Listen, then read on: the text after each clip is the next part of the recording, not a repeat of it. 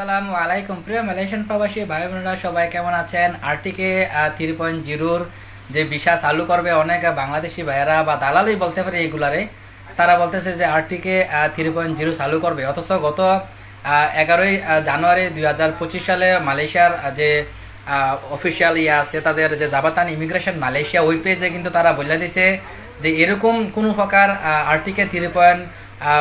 মানে ভিসা লাগানোর সুযোগ তারা মানে চিন্তাও করছে না বা এরকম দিব না, প্রস্তাবও হয় নাই। ঠিক আছে, তো যে সকল ভাইদের টাকা আছে তারা আপনারা পরিচিত দালাল বা এজেন্টের কাছে টাকা দিতে পারেন, যদি তারা লাগাই দিতে পারে তাহলে ভালো। কিন্তু ইমিগ্রেশন কিন্তু বলে দিছে বারে বারে আরটিকে 3.0 কোনো প্রকার ভিসা লাগানো হবে না বা কোনো এরকম কোনো প্রজ্ঞাপনে জারি করে নাই হারা। ঠিক আছে, এরপরেও কিন্তু আমাদের অনেক বাংলাদেশি ভাইরা যারা ভিসা লাগায় তারা কি করতেছে আরটিকে 3.0 ভিসা লাগাইবো, এটা করবো সেটা করবো, পারবে টেবিলের নিচে দেয় এটা দিয়ে এটা দিয়ে। তো বাবার টাকা থাকলে আপনি ওই সকল ভাইদের কাছে টাকা দিতে পারেন, ইনশাল্লাহ হয়তো বা ভিসা লাগাই দিতে পারে।